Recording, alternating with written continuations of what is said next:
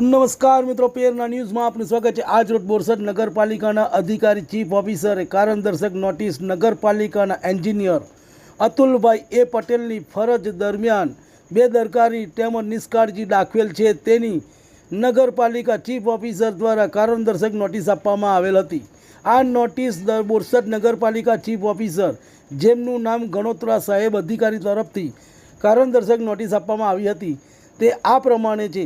નગરપાલિકાના રેકર્ડ પરથી જોતા જનરલ બોર્ડ ઠરાવ નંબર 36 તારીખ 29/5/2001 એન્જિનિયરિંગમાં ફરજમાં બેદરકારી નિષ્કાળજીભર્યો વલણ જણાવે છે, જે નકલ સામેલ છે। 12/6/2017ના રોજ ચીફ ઓફિસર શ્રી ડ્રેનેજ વિભાગના 5 પમ્પિંગ સ્ટેશનમાં જાત મુલાકાત લેતા તેમાં 2 બંધ હાલતમાં જોવા મળેલ હતા અને સૂર્ય મંદિરથી પમ્પિંગ સ્ટેશન અને ગાંગુલી પમ્પિંગ સ્ટેશનનું ગંદુ પાણી તે વિસ્તારના કાસમાં છોડવામાં આવે છે, જે લાંબા સમયથી ગંદુ પાણી છોડતા હોય તેવું જણાવવામાં આવેલ હતું। એન્જિનિયરિંગની કામગીરીમાં ખૂબ જ બેદરકારી ભરી જે અંગે નોટિસ આપવામાં આવેલ હતી।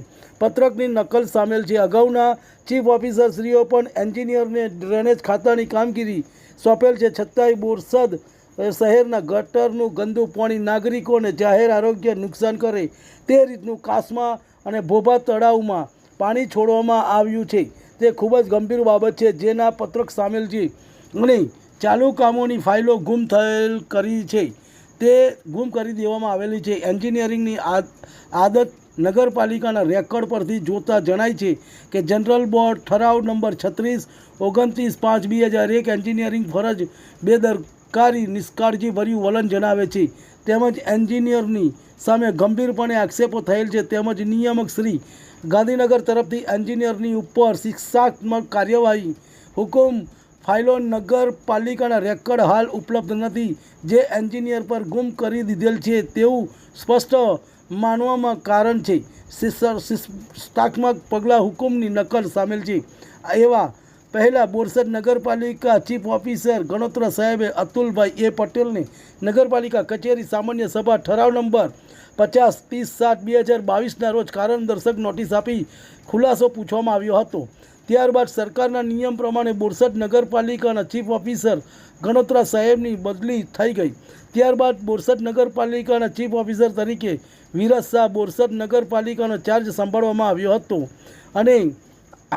હતો તેને ત્યારબાદ નવા નગરપાલિકાના ચીફ ઓફિસર બોરસદ વિરાજ શાહ પહેલાં બોરસદ નગરપાલિકાના ચીફ ઓફિસર ગણોત્રા સાહેબે એન્જિનિયર પર ગંભીર આક્ષેપો અને કારણદર્શક નોટિસ આપવામાં આવી હતી, છતાં પણ એન્જિનિયરને અતુલ એ પટેલ રિટાયર થઈ ગયા। તેમની ગ્રેજ્યુએટી પીએફ સરકાર તરફથી રિટાયર પછી જે મળતા લાભો તેમના કયા નિયમોનુસાર મળેલ છે તે તપાસનો વિષય છે, કારણ કે જ્યારે અતુલ એ પટેલ એન્જિનિયર પર લેખિત કારણદર્શક નોટિસ આપી હતી તો નવા બોરસદના ચીફ ઓફિસર વિરાજ શાહે કયા નિયમથી સરકારી લાભો આપવામાં આવ્યા છે અને જો તે પણ તપાસનો વિષય છે। નવા ચીફ ઓફિસર વિરાજ શાહે પહેલાં ચીફ ઓફિસર ગણોત્રા સાહેબે અતુલ એ પર ગંભીર આક્ષેપો અને કારણદર્શક નોટિસ આપી હતી તે લેખિતમાં જવાબ લીધા પછી પીએફ ગ્રેજ્યુએટી કે અન્ય સરકારી લાભો મળવાપાત્ર છે તે આપવામાં આવ્યા છે તે લીધેલ છે કે નહીં તે પણ એક તપાસનો વિષય છે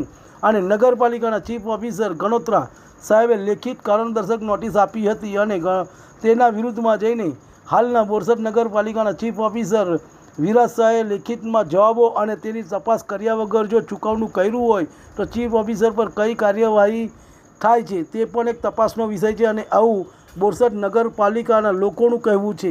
રિપોર્ટ દિનેશ પરમાર, બોરસદ। તમને અમારા સમાચાર પસંદ આવ્યા હોય તો like, share, bell icon, comment અને સબસ્ક્રાઈબ કરો।